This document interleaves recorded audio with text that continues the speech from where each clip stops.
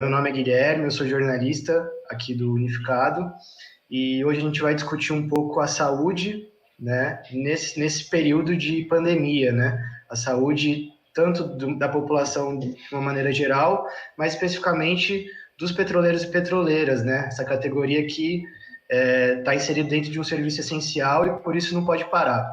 Então hoje a gente conta com a presença do Itamar Sanches, que é dirigente sindical. Tudo bem, Itamar? Beleza, boa noite, companheiros, boa noite, companheiras. Vamos lá. E também do nosso médico, né, doutor Adilson Campos, que é especialista em saúde do trabalhador e também orienta aqui o sindicato, acompanha as nossas pautas. Tudo bom, Adilson? Tudo bom, Guilherme? Tudo bom, Itamar? Muito obrigado pelo convite para participar, tá? Fico honrado pelo convite aí. Vamos ver se a gente consegue ajudar. Vamos lá. Então, quem quiser mandar perguntas, comentários, fiquem à vontade que a gente vai subindo aqui conforme for passando os blocos, né? A gente pensou em 3 blocos. O primeiro bloco mais geral, né, sobre o coronavírus. O segundo mais específico sobre as medidas que estão sendo tomadas pela Petrobras, né, em relação à saúde dos petroleiros, as medidas de prevenção e combate ao coronavírus dentro das unidades, né, da Petrobras. E um terceiro bloco, medidas de prevenção, né, que os trabalhadores podem tomar para se prevenir dessa doença. Então, essas perguntas foram elaboradas a partir dos próprios trabalhadores, né, que foram enviando para a gente. Então, eu vou começar, doutor Adilson, primeiro bloco aqui. Você acredita que o número de casos notificados é inferior ao real? Eu vou fazer 2, que eu acho mais fácil para você já responder, engatar. E até o momento, quais são os medicamentos que se mostraram eficazes no combate à Covid-19? Vamos lá. Bom, primeiro sobre a questão do número de casos, né? Acabou de sair, aí eu não tenho os números aqui do que saiu até agora. Mas, de fato, nós temos mais casos do que o que está sendo divulgado. Ele não significa que haja algum tipo de subnotificação, né, por culpa ou dolo, mas é que tem muito caso que está sendo investigado ainda que não está considerado, né, como Covid-19, mesmo em relação ao número de mortos. Então, assim, objetivamente, respondendo a sua pergunta, né, os números estão ainda abaixo da realidade. A gente só conseguiria ter um número real, nesse momento, se a gente estivesse testando todo mundo, né, se os centros de saúde estivessem testando, né, se os vários serviços, né, ambulatórios, hospitais estivessem testando, né, só que isso não está acontecendo, né, não tínhamos, né, o número de testes necessários, né, para que a gente pudesse ter uma cobertura de teste na maior parte possível da população para ter um número mais real, tá? Isso não aconteceu. Por falta de teste, por falta de reagente. Hoje, outra coisa, tem testes acumulados, né? Você pega o Adolfo Lutz em São Paulo, né, o número de testes acumulados para saírem resultado é muito grande. Tá? Então, isso faz com que, de fato, o número apresentado, né, de mortos e de infectados, né, seja menor do que o da realidade, tá? Seja menor, tá? Então, assim, se tivéssemos previsto e tivesse sido adquirido, fabricado o número de testes para poder atender a grande demanda da população, o número seria mais próximo do real hoje, tá? A segunda coisa, assim, não tem medicamento específico, tá? Não existe esse medicamento específico ainda, assim como não existe vacina, tá? Nós só vamos ficar à vontade com esse novo coronavírus a hora que a gente conseguir produzir essa vacina e vacinar em massa a população, tal qual a gente já vem fazendo, né, há décadas, né, com influenza, né, a vacina que a gente toma contra a gripe, contra cepas, né, do vírus da influenza, tá? Então, assim, como é que funciona isso? Em vários locais do mundo é feito coleta, né, de material de orofaringe das pessoas para ver qual cepa do influenza que está circulando, tá? E com isso se faz a vacina que vai ser usada no ano seguinte, tá? Para o coronavírus, nós não temos isso ainda, não existe uma vacina para o coronavírus. Uma previsão aí otimista para que essa vacina possa ser, seguindo todos os protocolos, né, de pesquisa científica, né, pelo menos 1 ano e meio, 2 anos, não é para já. E só então que a gente vai ficar tranquilos em relação a isso. Medicamento também não tem. Medicamento não tem. Tem se falado aí do hidroxicloroquina junto com azitromicina, né? Mas todos os estudos ainda são muito preliminares em relação a isso, né? Então, falar assim, esse remédio está dando certo, esse remédio não está dando certo, ainda é muito preliminar, tá? Não existe um remédio, não existe uma vacina. Portanto, o melhor remédio, né, é o famoso fique em casa, né? Esse tem sido a melhor forma de combater essa doença. Doutora Adilson, pegando um gancho do que você falou sobre a vacina, né, a inexistência de vacina ainda para o coronavírus, existe alguma contraindicação das pessoas que estiverem apresentando algum tipo de sintoma tomarem a vacina contra o vírus da influenza, que agora é período, né, de vacina, já teve o período, está aberto ainda para pessoas com mais de 60 anos, também agora abriu para pessoas com menos de 60 anos. Existe alguma contraindicação caso esse público apresente algum tipo de sintoma relacionado ao coronavírus? Guilherme, tem sim. Essa pessoa que está com sintoma relacionado ao coronavírus, o lugar para ela estar é em casa, não é para ela sair para a areia. Então, assim, a ideia da vacinação, houve inclusive uma antecipação da vacina da influenza, né? Porque a influenza também é uma doença capaz de matar, capaz de levar a pessoa, né, a necessitar de uma hospitalização até da UTI. Então, assim, a antecipação foi uma estratégia adotada corretamente, né, no sentido de que as pessoas vacinadas não desenvolvessem gripe pela influenza. Tá? Agora, se a pessoa, nesse momento, está com sintomas respiratórios, a primeira suspeita é coronavírus. E, portanto, essa pessoa tem que se resguardar, né, esperar a evolução, né, só procurar o sistema de saúde, né, em última necessidade, se tiver, né, febre alta, se tiver recorrente também, se tiver falta de ar, tudo. Então, assim, uma pessoa não tem que se preocupar com a vacina do coronavírus agora, ela tem que se preocupar com o seu restabelecimento, ficando em casa e se cuidando. O Itamar tem uma pergunta para fazer. Isso, antes da pergunta minha, vou fazer um pouco aqui, agradecer ao William aí, o William Schock, que deve estar prestigiando a gente no YouTube aí, já mandou uma pergunta também. Eu vou fazer a pergunta já do William, vou tirar um pouco aí de você, Guilherme. O William, doutor, está perguntando que alguns governadores já estão cedendo ao presidente e reabrindo o comércio. Se isso vai fazer diferença mais lá na frente. Eu tenho minha opinião, mas é bom o senhor, porque quem quer dar a resposta é o senhor. E a minha pergunta é porque está todo mundo assim, muito preocupado, né? Lógico que isso é extrema, nós nunca tínhamos passado por isso. Está todo mundo querendo saber assim, quando é que a gente vai sair dessa. Mas antes de sair dessa, está todo mundo mais preocupado realmente quando é que vai ser o pico. Né? Porque eu já ouvi umas 3, 4, né, opiniões, mas eu queria ouvir a sua, né, da sua experiência como médico e conversando aí com seus companheiros, né, e companheiras, né, quando é que vai ser realmente esse pico? Se vai ser agora início de maio, junho, tem gente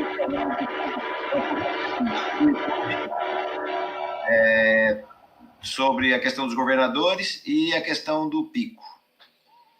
É isso. E mais uma vez, obrigado aos companheiros que estão assistindo, o William, e dos companheiros da destilação e da refinaria. Então, Itamar, perguntinhas difíceis, né? A gente tem que fazer uma certa futurologia aí, né? Primeiro, com relação ao afrouxamento, né? E de fato já está começando a acontecer isso, seja por conta, né, da pressão política, né, que estão recebendo, certamente não só por parte do presidente, mas também por parte de empresas, né, por parte de dos empresários aí que querem ver seus negócios andando, né? Que é interessante isso, né? Porque também tem um viés. Eu vi uma entrevista do Mandetta, não sei se vocês viram, falando que o comportamento é de Casagrande e Senzala. Na verdade, né, a Casagrande está querendo que a Senzala volte a trabalhar. Mais ou menos isso que está se falando aí com relação ao afrouxamento, né? Mas a gente não vai saber disso agora, né? A gente não vai saber como é que vai ser a hora que começar a voltar, tá? Porque também não dá para estimar o pico. A gente falava do pico no começo, nas 2 primeiras semanas de abril, né? Agora já está se falando no final de abril, começo de maio, mas a gente não sabe exatamente qual que vai ser o tipo de comportamento. Por exemplo, Campinas, né? Estou aqui em Campinas agora, moro aqui. Campinas, o número de casos está, né, bastante razoável ainda. Não aconteceu aqui o que está acontecendo em São Paulo, né? Aquela transmissão comunitária assim, extremamente grande, né? que tomou praticamente a cidade inteira hoje. Campinas está com um número de casos bastante controlado, né? Inclusive com leitos hospitalares ainda com vagas, né? Se não me engano, acho que são 10 mortos hoje, né? E, assim, mais 34 mortes em investigação ainda. Por isso que o número não bate, né? Voltando àquela pergunta inicial. Mas ainda não dá para falar, olha, vai ser daqui uma semana, 2 semanas, 3 semanas. E, juntando com isso que você está falando aí, né, desse afrouxamento, né, que outros estados vão começar a fazer, torna mais inseguro ainda você falar, olha, vai ser daqui uma semana, ou 2 semanas, ou 3 semanas, não sabemos. Hoje, eu estava conversando com a coordenadora de um centro de saúde, lá da região noroeste da cidade, sobre, né, a inserção dos alunos da Faculdade de Medicina da PUC lá no atendimento. Aí, no meio da conversa, ela estava falando, Adilson, aqui na região, no eixo da Gungop, parece que a vida está normal. As pessoas já da semana passada para cá, pararam de obedecer ao isolamento social. Estão andando pela rua em grupo, né, as pessoas trabalhando, comércio aberto. Então, assim, Campinas está numa situação confortável hoje. Daqui 15 dias eu não sei como é que vai estar. Né? Por quê? Porque, de repente, né, nesse já quebra do isolamento social, né, mesmo com o decreto do governador, né, até 11 de maio, parece que está tendo uma quebra. Os efeitos disso a gente vai ficar sabendo.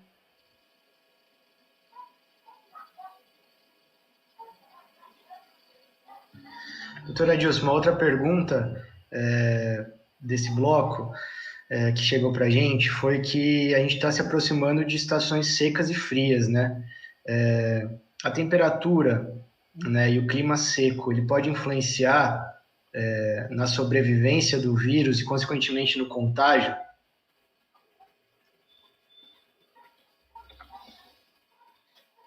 Guilherme, eu não sei não se o doutor travou lá a internet do doutor lá.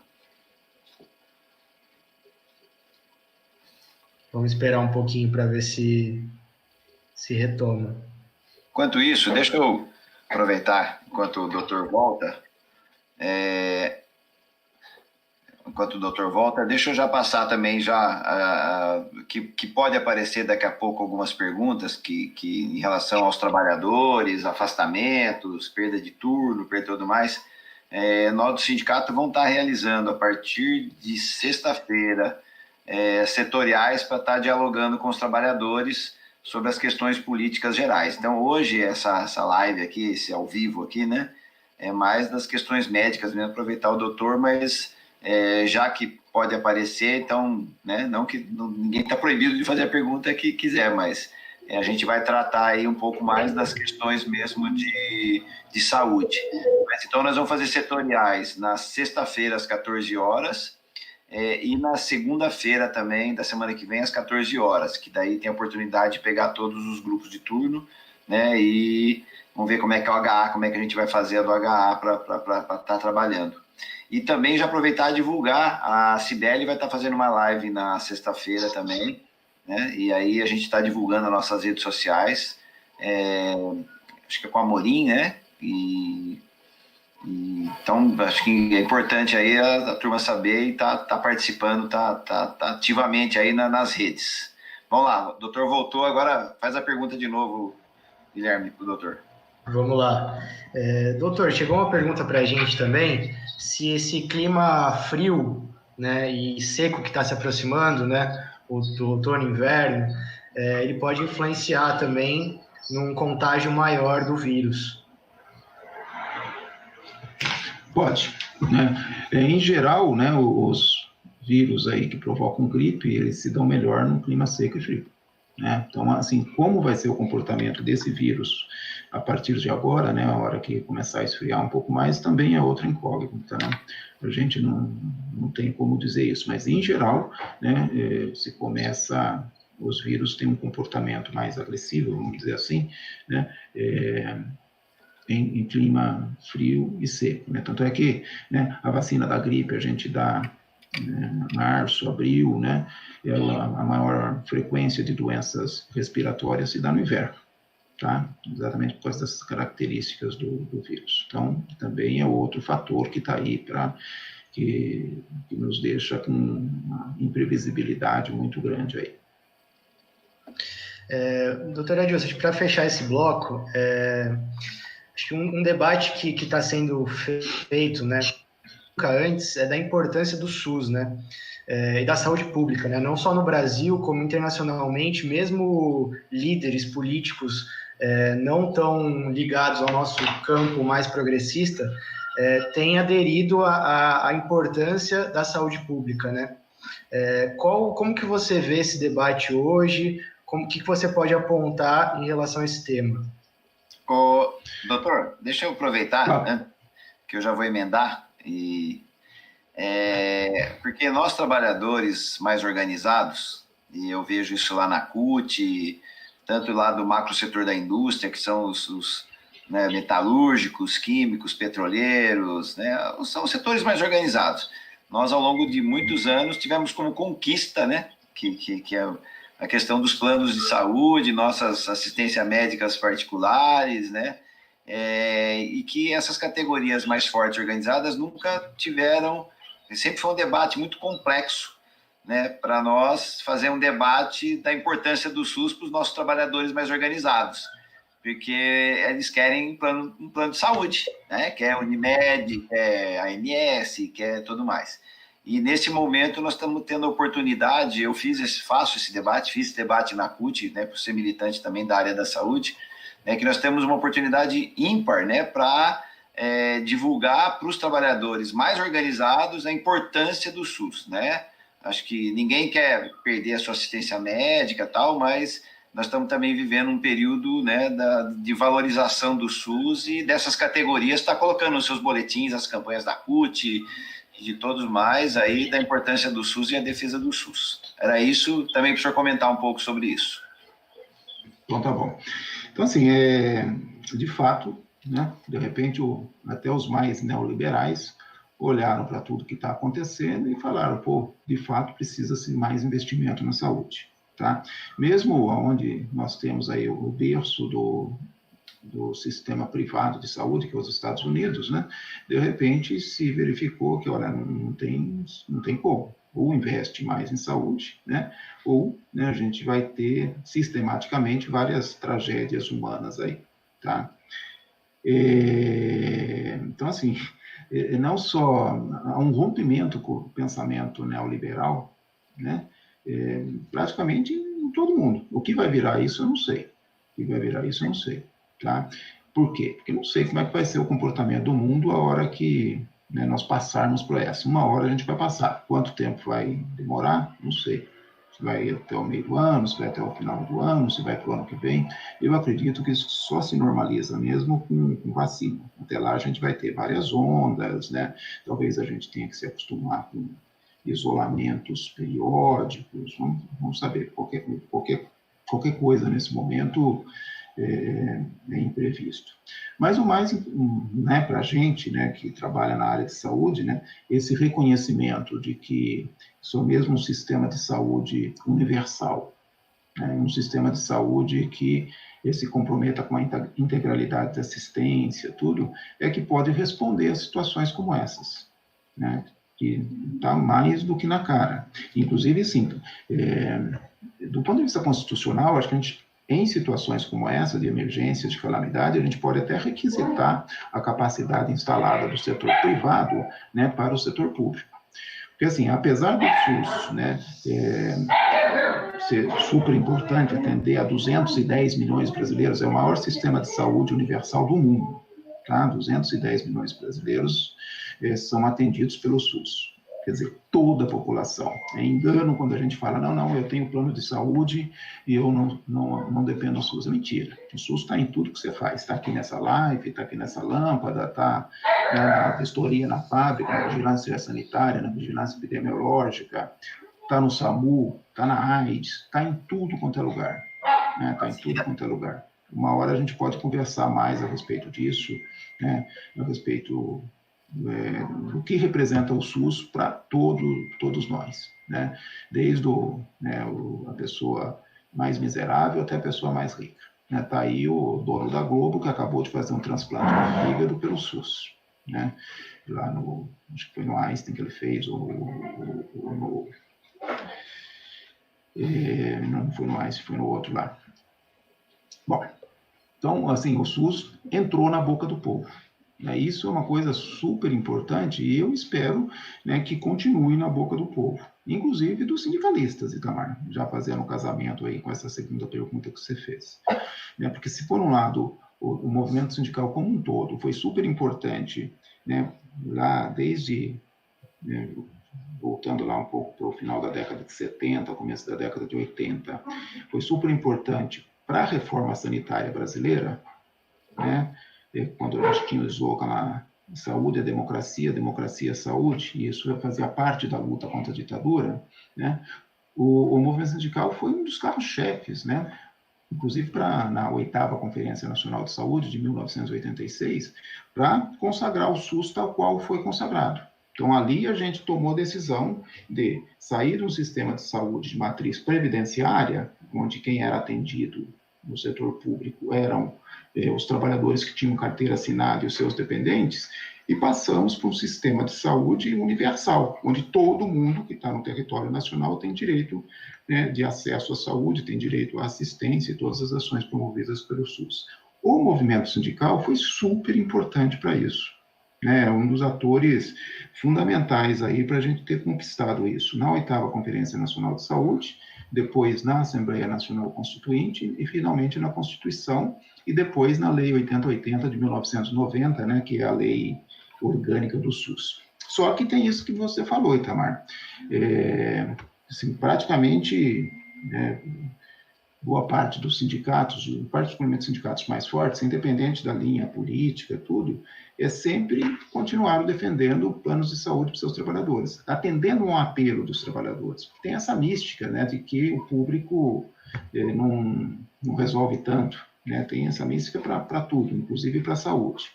Isso eu acho, eu já faço essa crítica para todos os setores sindicais que eu lido, né, a falta, né, do movimento sindical na defesa mais enfática do SUS foi uma coisa que nos últimos 30 anos, vamos dizer assim, nos fez muita falta mesmo, sabe? Nos fez muita falta.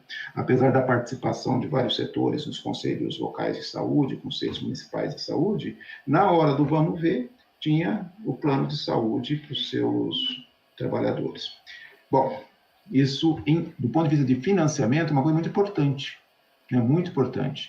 O Brasil é um dos países que menos investe em saúde no mundo, por incrível que pareça. Conseguiu construir o maior sistema universal de saúde, mas é um dos que menos investe em saúde no mundo. E a maior parte dos recursos investidos em saúde no Brasil são pelo setor privado. É o gasto das famílias com plano de saúde, né, os investimentos privados em saúde. É maior do que o que se coloca no SUS. Então, para o SUS fazer tudo, absolutamente tudo, né?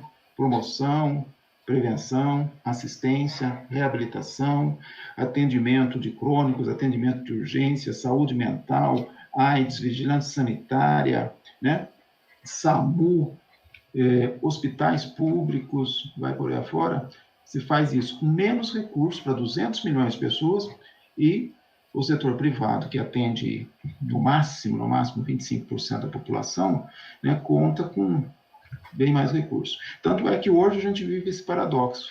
Uma pessoa que tenha plano privado de saúde, ela tem à sua disposição muito mais, né, vamos botar aí 40 milhões de pessoas, tem muito mais possibilidade de acesso a um leito de UTI do que os outros, né, 150 milhões, para arredondar as contas, que dependem exclusivamente do SUS para assistência médica. Tá? Isso é uma iniquidade, né, uma iniquidade que tem que ser combatida. Tá? Então, assim, mas nesse momento, né, essa pandemia mostrou isso. Na hora do vamos ver, é o SUS que vai cuidar. Né? Na hora do vamos ver, é o SUS que cuida. Espero, né? Às vezes a gente aprende pelo sim, às vezes a gente aprende pelo não, né? Espero que essa situação, e que nós tenhamos competência para lidar com ela, né? Faça com que a gente possa vender melhor nosso preço também, né? Particularmente para trabalhadores que se sentem bastante protegidos por ter um plano privado de saúde, né? Fazer com que eles adotem também o SUS, né? E com isso ajudem a melhorar o SUS também, é uma tarefa, acho que de todos nós. Aliás, falando nisso, o SUS é super novo, né? Se você pensar em sistema de saúde, o SUS tem 30 anos, né? Então, assim, e nunca vai estar acabado, né? Nunca vai estar acabado. E nós temos que falar para todo mundo, particularmente para os nossos trabalhadores, né? Que o SUS tem essa grandeza toda, né? É ciência, é tecnologia, né? É pesquisa, é vigilância, é atendimento, né, promoção de saúde. Nós temos essa missão. Agora eu acho que ela vai vir um pouco mais de força. Nesse sentido, eu estou otimista, né, para fazer com que as pessoas confiem mais no SUS e venham mais para o SUS, tá? Assim a gente cresce também. Não sei se eu respondi. Respondeu sim, muito boa a resposta. Itamar, para a gente entrar um pouco mais nas questões específicas dos petroleiros da categoria... Guilherme, oi. Tem uma pergunta aqui do William, e aí ela é mais genérica, antes da gente entrar mais nos petroleiros, que ele está perguntando da questão de que tem hospitais que não estão atendendo corona, doutor, se tem alguns hospitais que não estão atendendo corona, e caso de não, né, na pandemia, não deveria ser segregado para um hospital separado? Como é que está isso aqui na Campinas, região, porque é onde está a maioria dos nossos trabalhadores, e isso está genérico aí nos outros países, nos outros estados e municípios? Olha, não dá para falar de tudo, mas o que eu sei, por exemplo, que o Hospital HC em São Paulo, o Hospital das Clínicas da USP, ele ficou exclusivamente para atender coronavírus, né? E os outros pacientes que tinham cirurgias seletivas foram desmarcadas, tudo, e pacientes que têm outras necessidades de saúde estão sendo direcionados para outros hospitais satélites a eles lá, né? Isso lá em São Paulo. Aqui em Campinas, né, a Unicamp também abriu umas tendas, né, pré-hospitalares, né, onde está fazendo esse atendimento, né, e, deixa eu só, deu uma informação que minha bateria está acabando, vou ter que pegar o cabo lá, e reduziu também o atendimento a outras patologias. Agora, que eu saiba, tem direcionamento, né? Os hospitais estão direcionando pacientes para atendimento específico do coronavírus. Por quê? Porque a gente não pode ter uma porta única, como a gente tinha anteriormente. De repente, você tem lá seu plano de saúde, você procura lá um hospital qualquer, e esse hospital, né, tem lá uma recepção do pronto-socorro, e você entra por ela e está todo mundo junto. Isso não pode mais, né? Então, assim, mesmo em centros de saúde, a gente está trabalhando prioritariamente com os pacientes sintomáticos respiratórios, por uma porta e uma outra porta exclusiva para outras patologias, tá? Agora, de não atender, eu sinceramente não tenho essa informação. Algum hospital que não esteja atendendo, eu não tenho essa informação, não. Tá? Vamos lá, Guilherme, pergunta que o doutor vai pegar o cabo lá para carregar. Vou pegar o cabo, só um minutinho, peraí. fazer para o Itamar aqui. Itamar, quais são as medidas, como que está o diálogo, né, do sindicato de uma forma geral, mas mais especificamente do unificado, com a direção da Petrobras, né? Eu sei que tem diferenças aí das regionais, né? Você fica mais responsável pela Replan. Como que está esse diálogo e quais as medidas que a direção da Petrobras tem tomado para prevenir e para combater o coronavírus? Bom, Guilherme, e acho que é importante essa pergunta para estar repassando até para os companheiros. O Marçaioli acabou divulgando, acho que o Deptula também, não sei se o Gruba também, aí no sindicato como um todo. Mas o que a gente tem, na verdade, é o seguinte, no nosso contato no local, ele está acontecendo um pouco melhor, né? As negociações, né, com os sindicatos locais, nas regionais, ele está melhor do que lá o contato na sede. Isso acho que já vem até do desgaste da campanha reivindicatória, depois a greve e tudo mais, então ainda tem um resquício, e as discussões lá na sede da empresa com a FUP, que também, né, que tem nossos representantes lá, o Bob, a Cibele, está mais complicada. Localmente a gente tem tido conversas, né, tem avançado sim algumas coisas, né, eles acatam sim algumas sugestões nossas, mas mesmo assim ainda, para nós ainda tem alguns problemas, né, lógico que tem problemas, e nós estamos vivendo realmente uma situação diferente, complicada. E vou dar um exemplo, por exemplo, assim, o quanto também foi ágil a empresa, assim que teve a decretação de estado de calamidade e tudo mais, a empresa foi muito ágil em botar os trabalhadores do administrativo em home office, ela resolveu o problema do pessoal do administrativo, né, que isso é bom, né, isso é bom. O pacote malgadade vem depois, né, com a retirada de salário e tudo mais, mas isso nós não vamos discutir nessa live, não. Tem as setoriais que nós vamos discutir, nós vamos ter que fazer mobilização, nós vamos ter que fazer ações judiciais, mas do HA ela resolveu isso. Do turno, ela colocou aí de uma forma unilateral, né, e realmente justificava, realmente pela questão das trocas de turno e tudo mais, o turno de 12 horas, isso nas nossas duas refinarias, tanto na Replan quanto na Recap. Isso também foi meio que a toque, né, acho que uma semana, 2 semanas depois da decretação, acho que do estado de calamidade, ou da quarentena.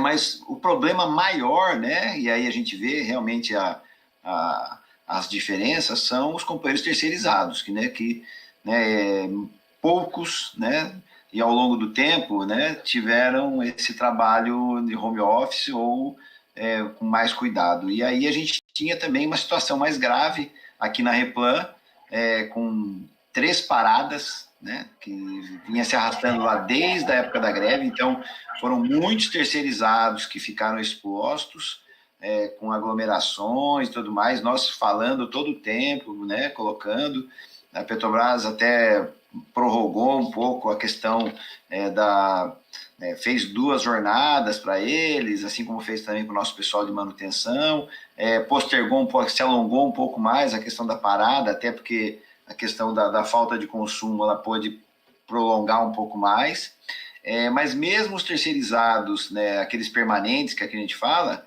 e aí até por questões legais ou não que eles colocaram, foi que eles teriam que trabalhar, porque como é que seria medido o trabalho dessas pessoas e tudo mais. E a nossa grande preocupação foi realmente com a parada, né? Mesmo ela tendo uma diminuição ao longo do tempo, a parada pode ser, né, pode ter sido, esperamos que não, né, um vetor também de contaminação, porque a gente sabe que uma parada vem gente do país todo, né? Já foi mais isso, hoje ela é mais local, mas mesmo assim tem gente do país todo. Então, isso também foi uma grande preocupação. O doutor acompanhou algumas reuniões nossas, né? Se a gente for aqui tratar ponto a ponto, mas, por exemplo, assim, a gente já tinha sugestões da nossa CIPA lá, em relação à CCI, a nossa própria direção do sindicato propôs algumas questões aí de permissão de trabalho e tudo mais. Então, ao longo do tempo, veio acontecendo algumas negociações, algumas coisas avançaram, outras não. Refeições e tudo mais, ao longo disso mudou a jornada, as refeições individualizadas. Então, isso foi acontecendo. Nós estamos realmente indo para uma adequação.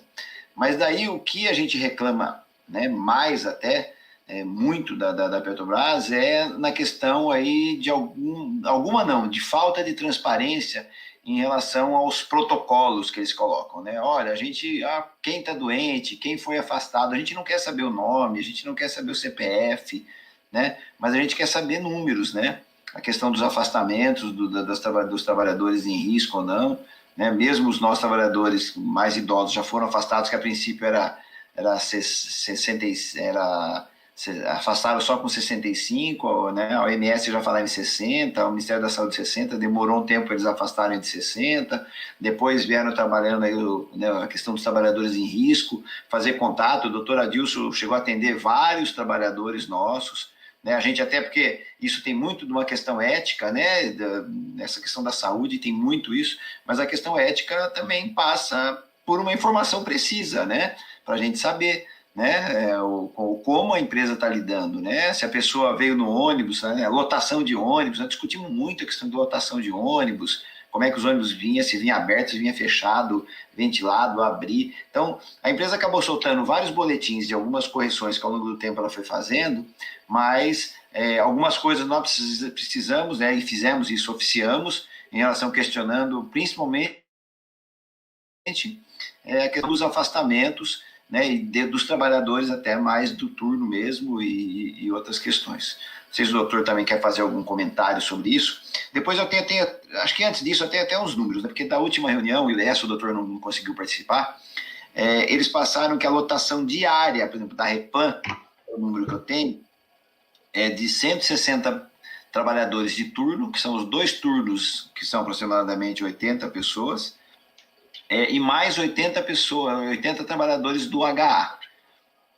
Então a refinaria está ao longo do dia, a maior refinaria do Brasil, trabalhando com 240 pessoas. E a gente sabe que a lotação ela é muito mais do que isso. Seria 240 só o turno, mais aproximadamente 450 pessoas do HA. Então nós estamos trabalhando assim realmente com um menor número de trabalhadores, né? Os terceirizados saiu de mais ou menos 2.000 lá no início, né, da pandemia, e agora eles falam próximo a 700. Então, reduziu, mas mesmo assim ainda são muita gente ainda, né? E essa é uma preocupação maior também do sindicato, mesmo não sendo só nossos representados, né? Nós temos um contato com o pessoal da construção civil, né, que é o representante legal deles, mas a gente são trabalhadores dentro da nossa refinaria. Não sei se o doutor quer fazer algum comentário já também, que acompanhou as reuniões. Eu quero sim, eu tive a oportunidade, né, o Tamar me convidou, tive a oportunidade de fazer algumas reuniões, né, com o pessoal, e de fato assim, apesar de serem bastante solícitos, né, em todos os momentos, teve essa questão da transparência, né? A gente chegou até a apontar. É fundamental, numa situação como essa, você ter bastante transparência em relação às suas decisões, né? Em relação aos números, tudo, né? Então, como não tive a oportunidade de acompanhar todas, né? Sim, eu espero que, de fato, tenham passado a agir com mais transparência. E o número, assim, me surpreendeu agora, né? Porque, de fato, baixou bastante, né, Tamar? 80, 80 e 80, né, no máximo 200, 3 vezes 8, 24, 240, quando, né, chega a ser 640 numa situação normal, né. Isso, assim, do ponto de vista de combate à pandemia é fundamental, porque isso aí você diminui, né, o fluxo de pessoas nos ônibus, né, eu espero, né, que os ônibus estejam indo com menos pessoas do que sua capacidade, diminui a possibilidade de aglomerado de pessoas dentro da planta industrial, deve estar tendo regras também para o uso do restaurante, né? Isso tudo diminui a possibilidade de contato com as pessoas, né? E isso é fundamental para a gente ter sucesso para combater uma epidemia como essa. Eu sempre coloquei, né, uma grande preocupação com relação aos terceirizados, né? Por quê? Porque, né, pela sua própria condição de terceirizado, acabam sendo mais vulneráveis, né, acabam sendo mais vulneráveis do que a população de efetivos, né, e também interessante, reduziu a quase, né, 1/3 aí, de 2.000 para 700 pessoas, né, então acho que a ação sindical foi bastante efetiva nesse sentido, né, nas negociações com com a Replan, acho que deram resultado. A outra coisa, né, que a gente insistiu desde o começo também, é os chamados grupos de risco, né? As pessoas com mais de 60 anos e as pessoas hipertensos, diabéticos, né, pessoas que têm algumas doenças crônicas, né, pudessem ser afastadas, né. Algumas pessoas conversaram comigo, né, colocando sua situação, particularmente de doentes crônicos, né, e depois acho que conseguiram se afastar, visto que assim, o departamento médico ele tem todas as informações sobre a ocorrência de outras doenças, das pessoas estarem ou não estarem, de fato, pertencendo a algum grupo de risco. Então, assim, estou satisfeito.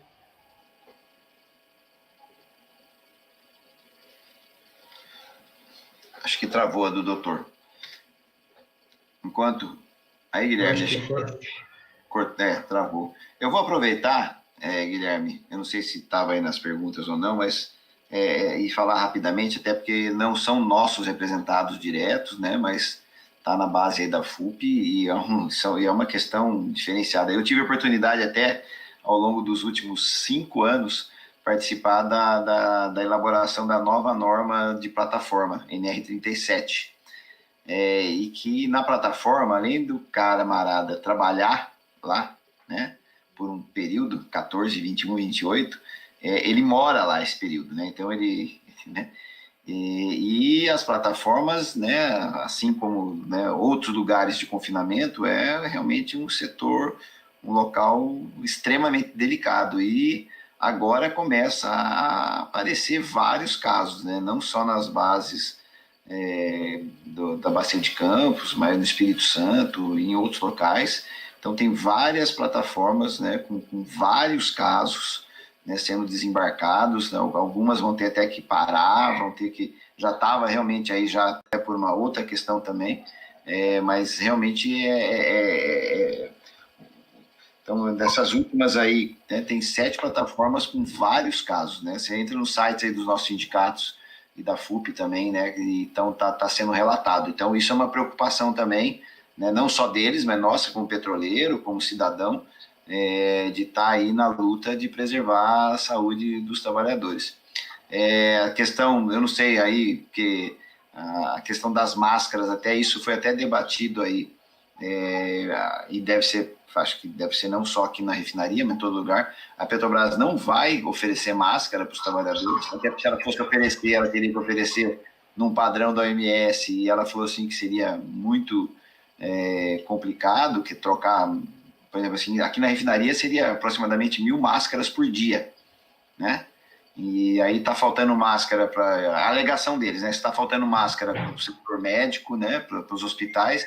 Então, imagina a Petrobras só numa refinaria usando 1.000 máscaras.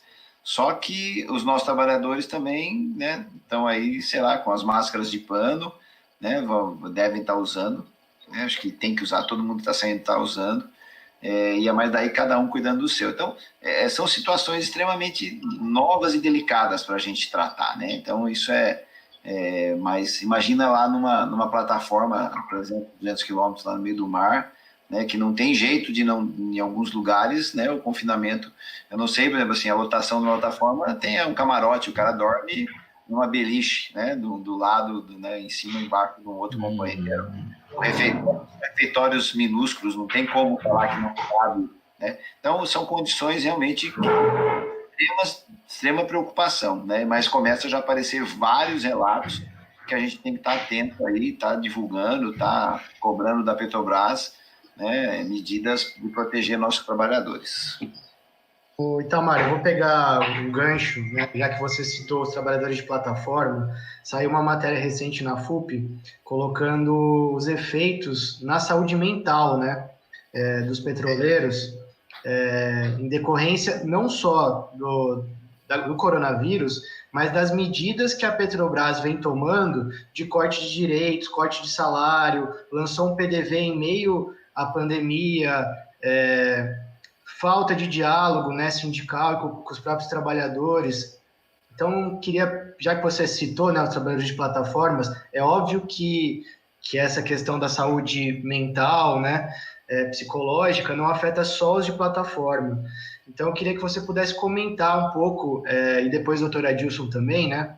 Porque também não é só os petroleiros, né? A sociedade como um todo tem vivido uma ansiedade muito grande, crises de ansiedade muito grande, né? Então, eu queria que primeiro você pudesse comentar dentro das nossas bases, né? O que você tem visto em relação a isso e como a Petrobras tem se posicionado em relação a isso. Depois o doutor Adilson também poder, se ele puder expandir um pouco dessa questão da saúde mental nesse período de coronavírus. Então, Guilherme, essa questão é muito complicada, né? Porque a questão primeiro que para você conseguir o diagnóstico, o doutor depois pode complementar, né? Porque tem muita questão do assédio moral, né? Não, você vai sim para o horário administrativo, né? Você vai para casa, né? O cara trabalhou 30 anos, 20 anos, indo todo dia pegando ônibus, indo para a empresa, aí uma hora você não é para ficar na empresa, você não vem mais, você vai ficar em casa. Aí depois você vai ficar em casa, eu te corto 25% do seu salário, né? Aí ele não sabe se está garantido o emprego dele ou não, se ele vai ter que se aposentar ou não, compulsoriamente ou não. Então, agora, até por causa dos afastamentos, a gente vai ter esse diagnóstico melhor, talvez daqui a 2 meses, 6 meses, 1 ano, né? Acho que isso, na minha avaliação, isso acho que daqui a pouco estoura, assim como foi lá atrás a questão do boom da Ler Dort, né, dos trabalhadores, em algum momento, né, tem uma mudança né, eu não tenho dúvida que o mundo do trabalho como um todo, depois dessa pandemia, vai ser diferente, né? Não vai voltar mais à normalidade, até porque a normalidade não estava normal também, né? Também tem um pouco disso. Agora, a questão desses que vão surtar, esses a gente vai ter os afastamentos agora, vai ser de imediato, né? Os outros vão demorar um pouco mais e a gente vai ter que estar medindo, estar cuidando. O doutor Adilson com certeza vai ajudar a gente no sindicato como um todo a tratar, a cuidar disso, até porque dirigente sindical também é um pouco de tudo, né? Mas ainda bem que a gente tem assessoria boa, mas a gente é médico, advogado, psicólogo, faz um pouco de tudo. Mas o que eu penso e que realmente vai trazer problemas para a gente, né? No futuro, qual é o futuro desse trabalhador? O que vai, né? Que vai cobrar, né? Aí, no meio disso tudo, nós tivemos a capacidade, né, o azar ou não, e a Petrobras está se aproveitando disso, né? A crise do petróleo que está posta aí por causa da Rússia, né, e da OPEP, acabou desenfreando aí um caos em relação ao petróleo. A Petrobras está se aproveitando disso, né, e fazendo essa caixinha de maldade aí com os trabalhadores. E aí, a grande preocupação que eu quero colocar, é que qual que vai ser a resposta nossa dos trabalhadores. Porque nós mesmos, em alguns momentos, falamos assim, gente, olha, ninguém aí aceita e assina, né, o seu voluntariado de voltar para o administrativo. Mas o trabalhador, e com todo respeito, né, o peão, o apiô, o trabalhador, fala assim, olha, que se dane agora 25, 50% do salário, eu quero ir para casa, eu quero ficar em casa agora, sabe? Então, isso já é um reflexo, de um problema de pressão, entendeu? Ela está pressionada, porque ela poderia, sim, continuar trabalhando em casa, né? Ou ficar em casa sem perda de salário. Então, ela está aceitando qualquer coisa. E a Petrobras, as empresas estão aproveitando esse momento. Então, acho que isso esse é um grande problema, né? E como nós, trabalhadores, vamos dar respostas coletivas, né, a tudo isso. Esse também é um grande desafio. O movimento sindical está pensando isso. Como é que nós vamos dar resposta coletiva a isso tudo? Né? Nós não podemos ir lá parar a turma na porta da fábrica. Né? Nós não somos doidos. Né? Mas os trabalhadores vão ter que se auto-organizar. Lógico, com a direção, com a linha do sindicato. Mas nós também estamos aprendendo, vamos ter que aprender nesse novo modelo. E a saúde mental dialoga um pouco disso. Né? Sem o dirigente estar lá na porta da refinaria, o peão vai parar lá na porta ou vai ficar em casa, se a gente só orientar, né? Ele está preparado psicologicamente para aguentar isso, uma pressão do gerente lá, que o gerente vai estar no cangote dele, né? Então, são novos tempos, né, para a gente pensar tudo isso. Pois é. Posso falar, Guilherme? Deve. Então, a primeira coisa que eu quero falar é a respeito dos EPIs, Equipamento de Proteção Individual. E tal qual você lembrou em relação ao SUS, ter vindo para Berlinda, né, e todo mundo falando sobre o SUS, né, nós também todo mundo começou a falar de equipamento de proteção individual, né, que era uma coisa muito restrito, né, poucas pessoas, particularmente na saúde, né, também poucas pessoas lidavam com isso, né. E, de fato, né, esses equipamentos de proteção individual hoje, né, dada a sua escassez, né, tem que ficar restrito para os trabalhadores da saúde mesmo, né, que, assim, em todo lugar tem dificuldade. Ninguém estava preparado, infelizmente, ninguém estava preparado para isso, né. E isso traz à tona uma outra situação, né, de âmbito um pouco mais complexo, né.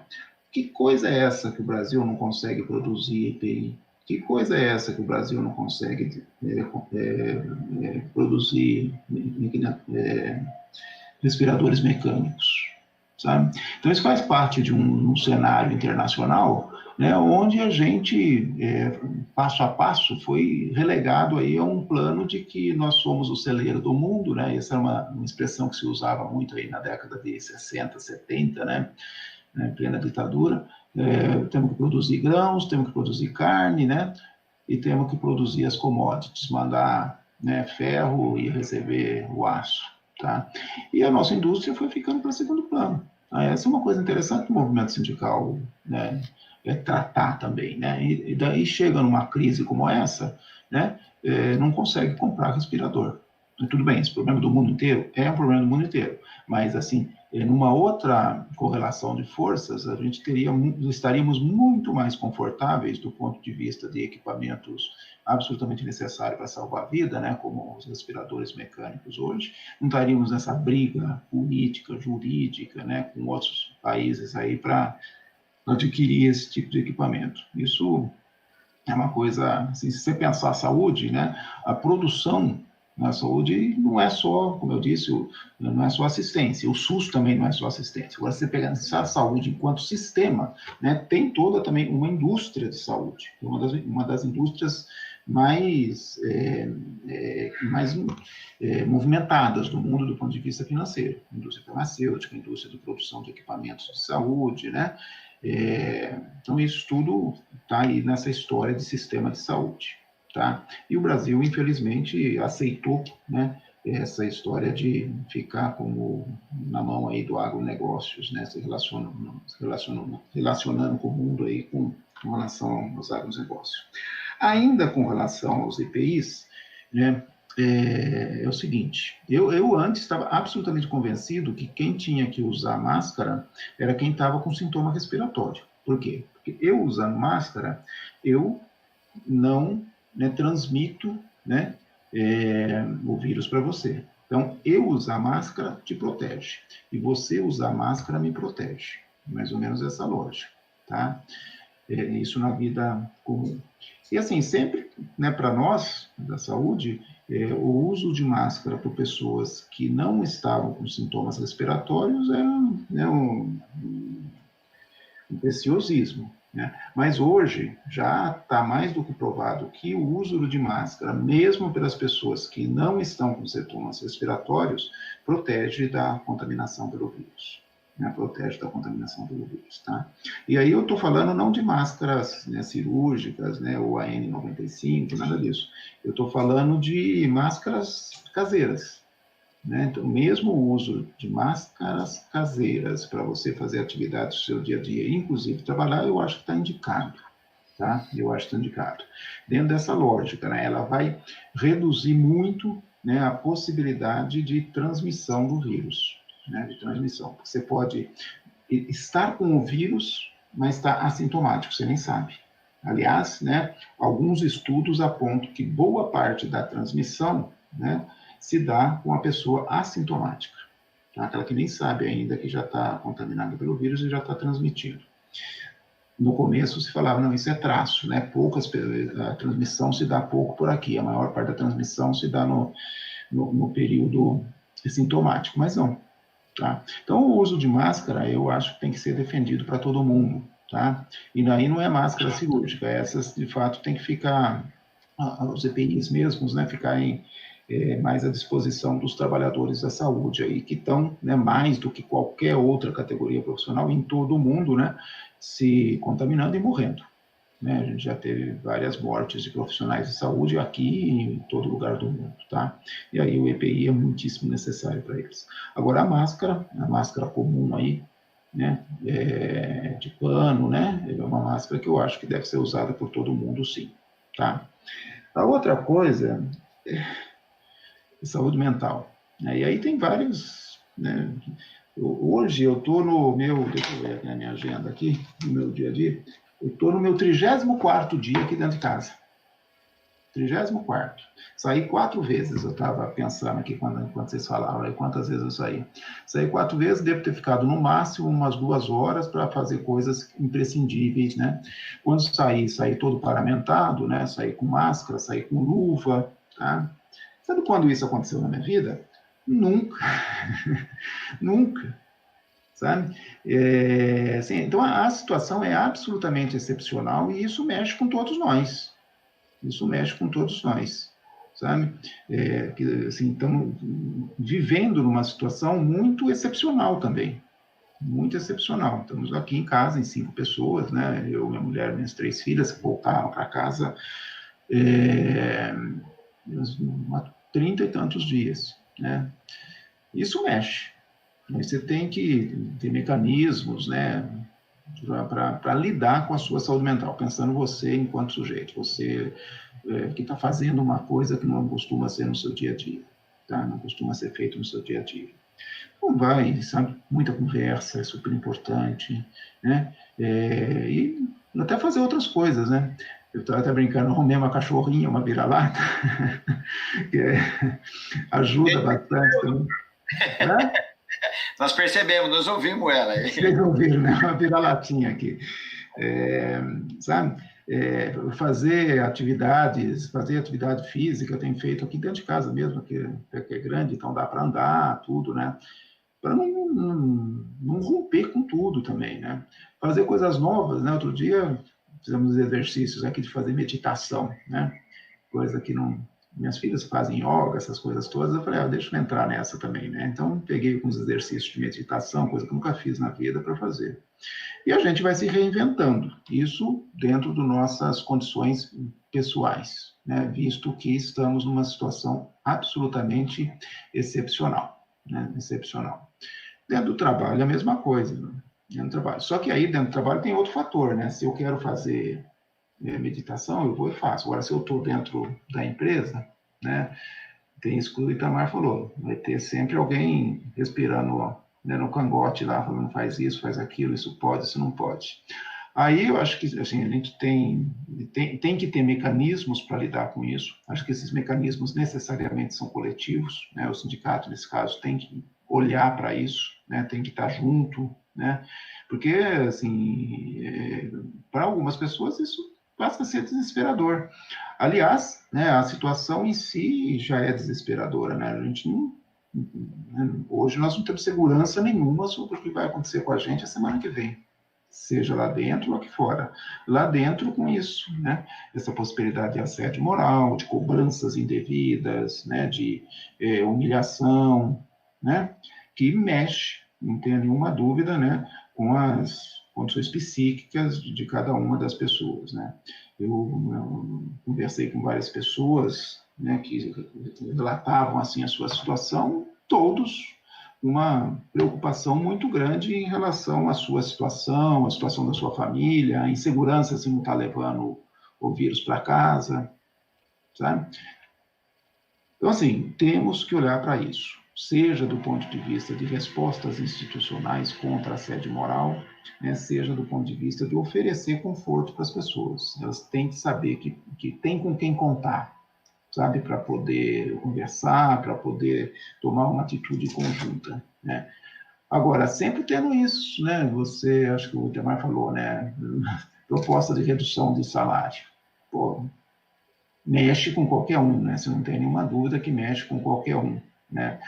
no mundo em que todo mundo está olhando e falando, pô, é incerto o futuro, né? Ele passa a ser, além da incerteza em relação de como vai ser o trabalho, de como serão as relações, se vai ter mais teletrabalho, se não vai ter mais teletrabalho, se a refinaria vai passar a operar com 240 ao invés de 640 pessoas, tudo isso são incertezas na cabeça de todos nós, né? Aí você convive com essa incerteza e mais com 25%, né, Itamar, que você colocou de redução salarial, é pesado, né? É pesado. É mais um componente aí para prejudicar ainda mais a saúde mental, né, dos trabalhadores. Eu não tenho uma dúvida disso. Aí, eu não sei como é que estão essas conversas, tá? Mas Eu vou conversar a redução do salário já é uma certeza, né? Não é uma incerteza. Tá certo. É isso, a gente está muito boa a conversa, a gente está, acho que, chegando no nosso teto, né?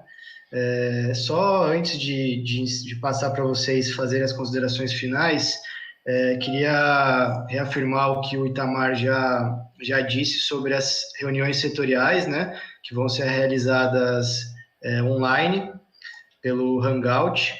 Então, a gente soltou uma matéria hoje no nosso site explicando certinho e já colocando o calendário das 3 regionais. E também na sexta-feira a gente vai fazer uma nova live com o Celso Amorim, ex-ministro das Relações Exteriores e da Defesa, e com o professor João Roberto, da UFSCar. Então é isso, queria agradecer e passar para vocês fazerem as considerações finais. Posso fazer? Bom, então eu quero repetir aqui o agradecimento pela oportunidade de estar conversando, né? Eu acho que é sempre muito bom, ainda mais em situações como essa, quando todo mundo tem muita dúvida, né? Em relação ao presente, em relação ao futuro, em relação à doença, ausência de doença, vacina, não tem vacina, tem remédio, não tem remédio, sai de casa, não sai de casa, uso máscara, não uso máscara, né? Isso tudo está aí no nosso imaginário, está aí no nosso dia a dia. Então, conversar sobre isso e tentar ajudar, né, as pessoas a se sentirem um pouco mais confortáveis, terem um pouco mais da compreensão de tudo que está acontecendo, né, é muito legal. Então, eu queria, de fato, aproveitar e, de novo, agradecer a oportunidade, o convite que vocês fizeram de estar aqui conversando e me colocar à disposição. Precisando de qualquer coisa, estou sempre à disposição, né, e a gente colabora, né, do jeito que a gente pode, né, com as informações que a gente tem, com o conhecimento que a gente tem. Tá? Então, muito obrigado e boa sorte aí para todos nós, né? Esperamos que o mundo depois tenha uma normalidade melhor do que a normalidade que nós estávamos vivendo, né? Esperamos, de fato, que a gente tenha aí forças para estarmos mais próximos aí de lutar por um mundo menos injusto, né, menos desigual, tá bom? Espero que o futuro seja melhor. Com certeza será. Esperamos que o ser homem, né, o ser homem e mulher aprenda com essa pandemia e cresça, né, melhor isso. Doutor, antes até da minha consideração final, e tem a ver um pouco com a questão das rotinas e tudo mais, eu estava conversando e tem, né, eu e minha companheira aqui, além da minha cachorrinha que tem 17 anos, mais 2 gatos, que é época de um autoconhecimento e também de relações pessoais diferentes, né? Nós estamos passando por isso. E que a rotina, né? É bom a rotina, né? Que falam, ó, levanta, toma um café bom, né? Você toma seu banho, se arruma, vai. E eu tô com uma rotina pesada de reuniões, né? Não tem dia que não tem 1, 2 reuniões. Hoje que é a segunda, né? Hoje é a terceira, e até na primeira reunião da manhã, que foi com o macro setor da indústria, da CUT, a gente rediscutiu mesmo essa remodelação da indústria, reformulação da indústria para atender essa demanda do setor médico, do setor de EPIs, né? Acho que isso e foi pauta até da reunião de hoje de manhã, né, que eu fiz, né? A segunda foi de NR, norma regulamentadora, que a gente continua discutindo, então acho que é importante também. Uma hora nós vamos fazer uma conversa também, uma live aí das DNRs, que acho que é um espaço para fazer a discussão. E aí, doutor, agradecer, né, a presença, agradecer os companheiros de base, os companheiros da FUP que assistiram, o pessoal que está nos assistindo aí, porque hoje é só assim mesmo, né? Quem está aqui, né, assistindo, quem está conversando com a gente, agradecer o Guilherme, agradecer a Mari, que está aí por trás da câmera aqui, nossa assessora de comunicação também, junto com o Guilherme, que está aqui atrás, que não aparece, né? Agradecer a direção do sindicato como um todo, né, na figura do companheiro Marçaioli, que é o secretário de comunicação, e do chefe de Eptula, né, coordenador geral do sindicato, né, da oportunidade de a gente trazer aqui o doutor Adilson, de a gente fazer esse debate com a base. Fica gravado aí no YouTube, né?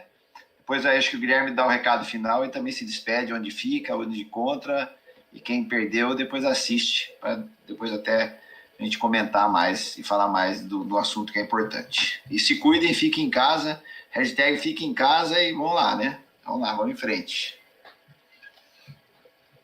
É isso.